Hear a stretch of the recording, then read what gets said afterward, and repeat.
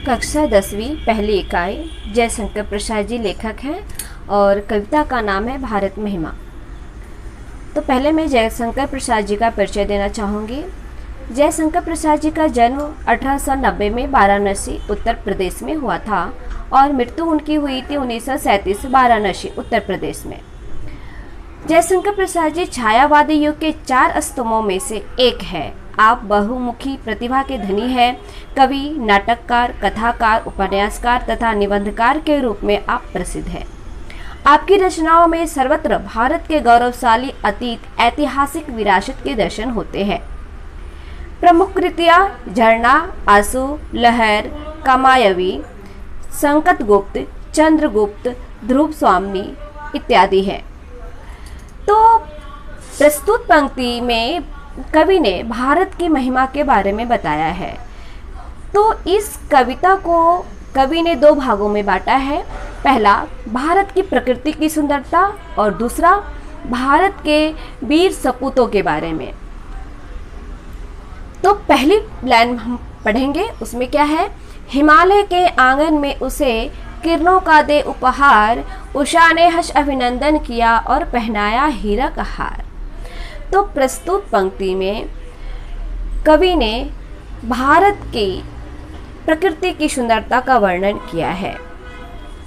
उपहार, उपहार मीन्स होता है भेंट, गिफ्ट। उषा, उषा मीन्स होता है सुबह अर्थात मॉर्निंग। अभिनंदन, अभिनंदन मीन्स होता है स्वागत करना। और हीरक मतलब हीरे का। तो हिमालय के आंगन में उसे किरणों का दे उपहार, उषा ने हंस अभिनंदन किया और पहनाया हीरक हार। कवि प्रस्तुत पंक्ति में कहते हैं कि हमारे भारत भूमि की इतनी विशेषताएं हैं कि यहाँ पे सूर्य की पहली किरण आती है हिमालय के आंगन में, अर्थात यह जो भारत की भूमि है वह हिमालय का आंगन है और इस आंगन में सूर्य अपनी किरणों का उपहार लेकर के आता है और उस उपहार को सुबह की पहली किरण उसका अभिनंदन करती है। अर्थात जिस आंगन में किरण आती है वह आंगन सुबह के उस रोशनी को स्वागत करती है और प्रकृति मानो इस प्रकार से भारत भूमि को सुंदर बना देती है, जैसे किसी दुल्हन को हीरे का आभूषण पहना करके सुंदर बना दिया जाता है, सजा दिया जाता है। तो ऐसा ही प्रतीत होता है, से बिल्कुल वैसा ही प्रतीत होता है जैसा किसी दुल्हन को हीरे के हार से शोभायमान कर दिया जाता है। तो हम संक्षेप में कह सकते हैं कि प्रस्तुत पंक्ति में कवि ने भारत की सुंदरता, भारत भूमि की प्रकृति की सुंदरता का वर्णन किया है। कवि कहते हैं कि हिमालय के आंगन में किरण, सूर्य की किरणें जो है पहला उपहार लेकर के आती है और उस उपहार को सुबह की पहली किरण स्वागत करती है।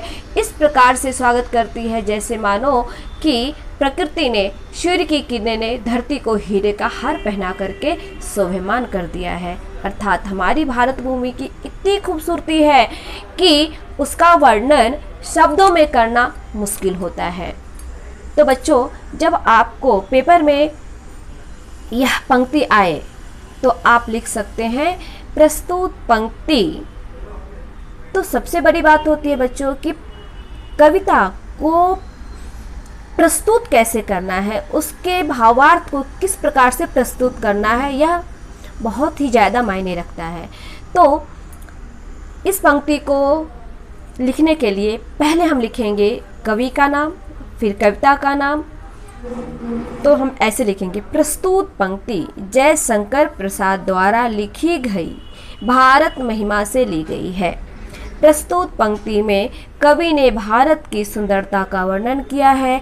कवि कहते हैं कि भारत भूमि की ऐसी विशेषताएं हैं कि सूर्य की पहली किरण सौगात के रूप में, उपहार के रूप में आती है और सुबह की किरण उसे हंसकर स्वागत करती है और धरती इस प्रकार से सुंदर सज संवर जाती है जिस प्रकार से हीरे का हार पहना कर के दुल्हन को सजा दिया जाता है, संवार दिया जाता है। बिल्कुल वैसे ही हमारी भारत भूमि सुंदर दिखती है जब सूर्य की पहली किरण हमारे धरती पे पड़ती है। अर्थात लास्ट में लिखेंगे, अर्थात भारत की विशेषता यह रही है कि सब जगह से सुंदर हमारी भारत भूमि है। दूसरा पैराग्राफ है, जगे हम लगे जगाने विश्व, लोक में फैला फिर आलोक, व्यमतम पुंज हुआ तब नष्ट, अखिल संसृष्टि हो उठी अशोक। यहाँ पे है व्यमतम पुंज अर्थात आकाश का अंधेरा। अखिल मीन्स होता है पूरा और संसृति मीन्स होता है संसार। संस्कृति मीन्स होता है संसार। अशोक मीन्स होता है बिना कष्ट का अर्थात प्रकाश में। अशोक जहाँ पे किसी भी प्रकार का कष्ट नहीं हो, दुख नहीं हो, जहाँ पे सिर्फ प्रकाश ही प्रकाश हो। तो प्रस्तुत पंक्ति में जयशंकर प्रसाद जी ने कहा है कि हम भारतवासियों की यह विशेषताएं रही है कि जब हमें ज्ञान की प्राप्ति होती है तो हम उस ज्ञान के द्वारा संपूर्ण विश्व में ज्ञान का प्रकाश फैलाते हैं। उसी प्रकार हम ज्ञान का प्रकाश फैलाते हैं जिस प्रकार से आकाश में अंधेरा होता है और तारे जगमगा करके अपनी रोशनी पहुंचाते हैं, उसी प्रकार से हमारे भारत के ज्ञानी महान पुरुष होते हैं, वह ज्ञान की प्राप्ति कर संपूर्ण देश में ज्ञान बांटते हैं और अंधकार को दूर करते हैं। यहाँ पे अंधकार मीन्स रात का अंधेरा नहीं बल्कि अज्ञानता रूपी अंधकार के बारे में बताया गया है और हमारे ज्ञानी पुरुष इस अज्ञान रूपी अंधकार को दूर करते हैं ज्ञान रूपी प्रकाश दे करके। अर्थात हमारे भारत के ज्ञानियों की यह विशेषताएं रही है कि वो अपने ज्ञान को सिर्फ खुद तक ही सीमित नहीं रखते हैं, ना ही अपने भारत भूमि के लिए सीमित रखते हैं, बल्कि अपने ज्ञान का प्रकाश संपूर्ण देश में फैलाते हैं और अज्ञान रूपी अंधकार को दूर कर देते हैं, जिससे संपूर्ण सृष्टि सारा संसार बिना कष्ट का हो जाता है अर्थात प्रकाशमय हो जाता है। तो यह हमारे भारत भूमि की विशेषताएं रही हैं। तीसरी पंक्ति है, विमल वाणी ने वीणा ली, कमल कोमल कर में सप्रीत, सप्त स्वर सप्त सिंधु में उठे, छिड़ा तब मधुर श्याम संगीत। तो बच्चों आपको पता है कि हमारी ज्ञान की देवी सरस्वती माता जी होती है और उनके हाथ में वीणा होता है। तो और उनका कमल कोमल कर में सप्रीत, उनकी जो हाथ होती है कोमल होती है और उनके हाथों में वीणा होता है।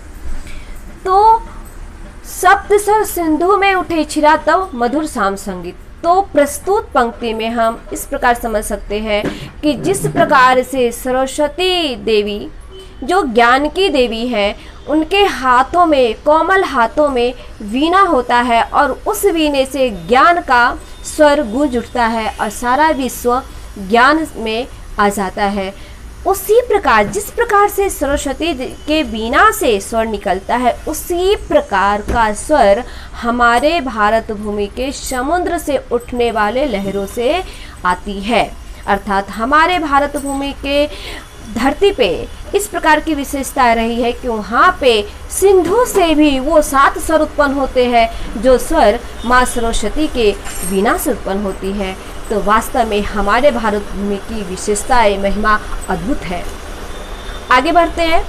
विजय केवल लोहे की नहीं, धर्म की रही धरा पर धूम, भिक्षु होकर रहे सम्राट, दया दिखाते घर घर घूम। तो बच्चों प्रस्तुत पंक्ति में कवि भारत के वीरों का वर्णन करते हुए बताते हैं कि हमारे भारत के जो वीर हैं उन्होंने केवल अपने अस्त्र और शस्त्रों के बल पे ही विजय प्राप्त नहीं किया है, विजय हासिल नहीं किया है, बल्कि उन्होंने धर्म के माध्यम से भी संपूर्ण विश्व में अपना परिचय दिया है और संपूर्ण देश पे अपना विजय प्राप्त किया है। यानी कि बहुत वीर होते हैं, बहुत सारे देश हैं जो सिर्फ केवल अपने अस्त्र और शस्त्रों के बल पे जीत हासिल करते हैं, लेकिन हम भारत भूमि के लोगों की यह विशेषता रही है कि वो केवल लोहे से नहीं बल्कि अस्त्र शस्त्र से ही नहीं बल्कि धर्म के माध्यम से भी दूसरे देशों पे विजय प्राप्त किए हैं, दूसरे लोगों पे विजय प्राप्त किए हैं। इतना ही नहीं, हम भारतवासियों की, हम भारत के लोगों में यह विशेषताएं रही है कि वो सम्राट होके भी अपने घर को त्याग करके लोगों की खुशी के लिए, दया दिखाने के लिए घर घर घूमते रहते हैं। जैसे कि सम्राट अशोक, वो एक राजघराने से थे। गौतम बुद्ध, वो भी राजघराने से थे, लेकिन उन्होंने संसार के दुख को दूर करने के लिए अपने सुख का त्याग किया। गौतम बुद्ध एक राज परिवार के थे, वो बचपन से ही वो जन कल्याण में उनकी रुचि थी। वो अपना घर परिवार त्याग करके संसार के लोगों का दुख दूर करने के लिए घर से निकल जाते हैं और काफ़ी दिनों तक तपस्या, योग साधना करके उन्हें ज्ञान की प्राप्ति होती है और उस ज्ञान को बांटने के लिए वो संसार में घूमते रहते हैं और प्रत्येक लोग पे दया दिखा करके उनके तकलीफ़ों को दूर करते हैं। इस प्रकार की विशेषताएं हमारे भारत भूमि में रही है। आगे बढ़ते हैं। गौरी को दिया दया का दान, चीन को मिली धर्म की सृष्टि। गौरी को दिया दया का दान, चीन को मिली धर्म की दृष्टि। मिला था स्वर्ण भूमि को रत्न, सील की सिंहल को भी सृष्टि। यानी सील मीन्स पत्थर और सिंहल मीन्स है श्रीलंका। स्वर्ण मीन्स सोना। तो आपको एक छोटी सी कहानी बताना चाहूँगी, प्रस्तुत पंक्ति में उसको जान करके आप समझ सकते हैं। तो कहानी ये है कि मोहम्मद गौरी भारत पे आक्रमण किया था। तो उसने 16 बार आक्रमण किया और 17 बार में उसकी विजय होती है, यानी 16 बार में उसकी हार होती है। तो मोहम्मद गौरी का युद्ध पृथ्वीराज चौहान के साथ होता है। पृथ्वीराज चौहान ने मोहम्मद गौरी को 16 बार हराया था और 16 बार उसने माफ़ किया था, यानी उसको बंदी नहीं बनाया, ना ही उसकी राज सत्ता को हासिल किया। 16 बार तक उसने मोहम्मद गौरी को दया का दान देते रहे, छोड़ दिए, चलो ठीक है परास्त हो गए, तुम्हें हम कैदी नहीं बनाएंगे। उन्होंने दया दिया, दया का दान दिया और उसके बदले मोहम्मद गौरी क्या करता है वो सुनो। तो 16 बार जब परास्त हो जाता है, दया उसकी दान उसको मिल जाती है, तो भी वह आवाज़ नहीं आता है, क्योंकि वो भारत भूमि का नहीं था, उसमें भारत की विशेषताएं नहीं थी। उसने पृथ्वीराज चौहान के सैनिकों को अपने ओर कूटनीति से अपनी ओर करने लगा और उनके मंत्री को लालच दिया कि जब हमारी विजय हो जाएगी तो तुमको सिंहासन पे बैठाया जाएगा। पृथ्वीराज चौहान का मंत्री उससे लालच में मिल जाता है, जिसकी वजह से पृथ्वीराज चौहान की 17वीं बार में हार हो जाती है। लेकिन मोहम्मद गौरी, जिसको पृथ्वीराज चौहान ने 16 बार परास्त किया था और उसे दया का दान दिया था, मोहम्मद गौरी एक बार में उसको कैदी बना लेता है। और इतना ही नहीं, उसको कैदी बनाने के बाद लोहे की छड़ को गर्म करके उसकी दोनों आंखें निकाल ली जाती है। तो इस प्रकार की क्रूरता अन्य भूमि के लोगों में होती है और हम भारतवासी की जो दिल होता है वो दया से भरा होता है। और सबूत है कि पृथ्वीराज चौहान ने 16 बार उसको माफ़ किया था, लेकिन मोहम्मद गौरी ने पहली बार में परास्त किया, पहली बार में उसकी आंखें निकाल लेता है और फिर उससे ललकारता है कि मैंने सुना है कि तुम निशानेबाज में पारंगत हो तो तुम्हारा हम निशानेबाजी देखना चाहते। चलो हम बताते हैं, हम सिंहासन पर बैठे हैं, तुम मेरे ऊपर निशाना लगाओ। तो चिदंबरम नाम का एक कवि था जो पृथ्वीराज चौहान के साथ हमेशा ही रहता था। वो बहुत ही अच्छा कवि था। वो कविता के माध्यम से दुष्टों का और अब उनके दुश्मनों के बारे में बता देता था। तो पृथ्वीराज चौहान को तीर और धनुष दे दिया जाता है और मोहम्मद गौरी अपने सिंहासन पर बैठा रहता है। तो उनका जो कवि होता है चिदंबरम, उसने कविता के माध्यम से बताता है कि कितने गज पे, कितने हाथ, कितने दूरी पे पृथ्वीराज मोहम्मद गौरी बैठा हुआ है और उसकी कविता की पंक्तियों को समझते हुए पृथ्वीराज उस पर निशाना साधता है और मोहम्मद गौरी का वध कर देते हैं। तो ये विशेषताएं रही है हमारे भारत भूमि के लोगों की। तो इसलिए कवि कहते हैं कि गौरी को दिया दया का दान, चीन को मिली धर्म की दृष्टि, और बुद्ध जाकर के मोहम्मद गौरी को पृथ्वीराज चौहान ने 16 बार दान दिया था, क्षमा किया था, और बुद्ध चीन में जाकर के धर्म का प्रचार प्रसार करते हैं और लोगों की अज्ञानता को दूर करते हैं और उन्हें धर्म के मार्ग पर लेकर के जाते हैं। इस प्रकार से श्रीलंका में भी वो जाते हैं और अपने भक्ति का, धर्म का प्रचार प्रसार करके लोगों को के जीवन में एक नई सृष्टि, एक नए जीवन का दान देते हैं। मानो कि उनको एक नई दृष्टि मिल गई हो, इस प्रकार से उनको ज्ञान बांटते हैं। फिर आगे पंक्ति है, किसी का हमने छीना नहीं, प्रकृति का रहा पालना यही, हमारी जन्मभूमि थी यही, कहीं से हम आए थे नहीं। तो प्रस्तुत पंक्ति में कवि कहते हैं कि हम भारतवासियों की यह विशेषता रही है कि हम किसी का छीनते नहीं हैं। जिस प्रकार से प्रकृति सिर्फ देती है, प्रकृति किसी से लेती नहीं है, सिर्फ वो देने का काम करती है, उसी प्रकार से हम भारतवासी हैं, हम किसी से छीनते नहीं हैं बल्कि हम उनको देते हैं। जिस प्रकार से प्रकृति देती है, लेती नहीं है, नदी पानी देती है, हमसे कुछ लेती नहीं है, पेड़ पौधे हमें ऑक्सीजन देते हैं, फल फूल देते हैं, लेकिन हमसे कुछ लेते नहीं हैं, सूर्य हमें प्रकाश देता है और हम उसके बदले हमसे कुछ नहीं लेता है। इस प्रकार से प्रकृति हमें देती ही रहती है, हमसे लेती नहीं है।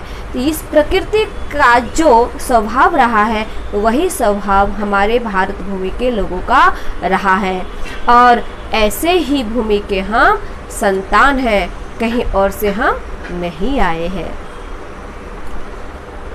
आगे की पंक्ति देखते हैं, चरित थे पूत भुजा में शक्ति, नम्रता रही सदा संपन्न, हृदय के गौरव में था गर्व, किसी को देख न सके विपन्न। तो चरित थे पूत भुजा में शक्ति, नम्रता रही सदा संपन्न। तो हमारे भारत भूमि के पुत्र बच्चे ऐसे थे जिनके भुजा में शक्ति था, लेकिन शक्ति के होते हुए उनमें घमंड नहीं था बल्कि उनमें नम्रता थी और ये नम्रता उनको हमेशा संपन्न और खुशहाल बनाए रखती थी।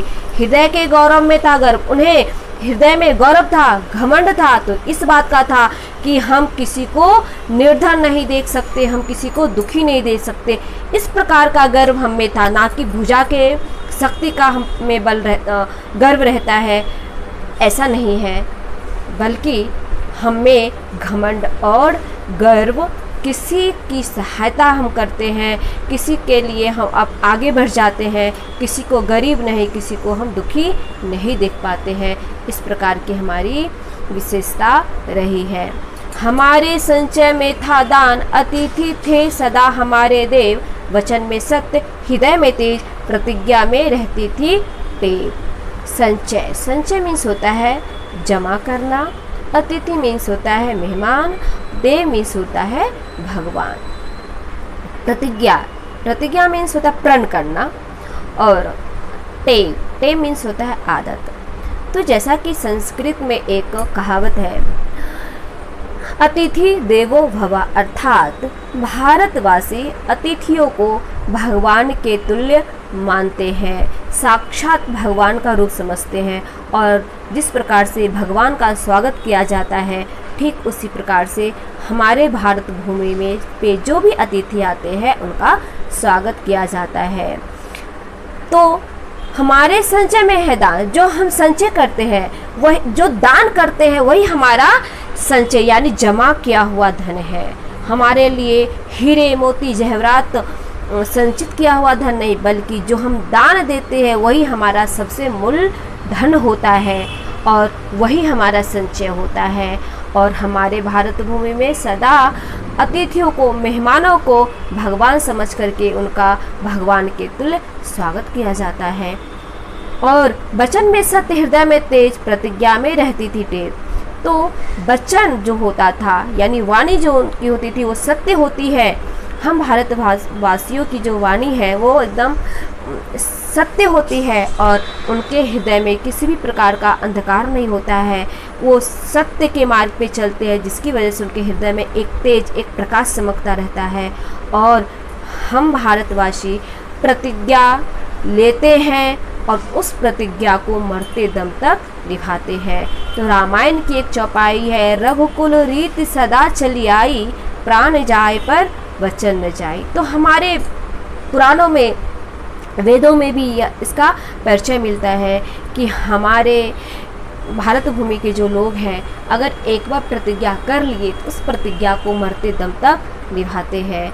इसका प्रमाण आदर्श पुरुषोत्तम राम है, जिन्होंने प्रतिज्ञा लिया और उस प्रतिज्ञा को, अपने पिता की प्रतिज्ञा को पूरा करने के लिए 14 वर्ष तक वनवास में रहे। तो ये हमारे संस्कार अब से नहीं बल्कि परंपरागत हमें यह संस्कार विद्यमान है और यही हमारी भारत भूमि की विशेषता है। वही है रक्त, वही है देश, वही साहस है वैसा ज्ञान, वही है शांति, वही है शक्ति, वही है दिव्य आर्य संतान। तो हम वही है जिसके रक्त में दान करना, जिसमें साहस है और जिसमें ज्ञान है और जिस देश के लोगों में शांति है, जिसमें शक्ति है, हम उसी भारत भूमि के अद्भुत संतान हैं। तो कवि कहते हैं कि जिस भारत भूमि की विशेषताएं रही है, जहाँ पे साहस, दान, ज्ञान, शांति, शक्ति, संपूर्ण चीज विद्यमान है, ऐसे भारत भूमि के हम संतान हैं। जिए तो सदा इसी के लिए, यही अभिमान रहे यह हर्ष, निछावर कर दे हम सर्वस्व हमारा प्यारा भारत वर्ष। तो कवि कहते हैं कि जिस भारत भूमि की इतनी अद्भुत विशेषताएं हैं, उस भारत भूमि के लिए हमें जीना है और यह हमारा अभिमान है, यह हमारी खुशी है और हम इस भारत भूमि के लिए अपना सब कुछ त्याग देना चाहते हैं, क्योंकि हमारा यह जो भारतवर्ष है सबसे प्यारा है, सबसे सुंदर है।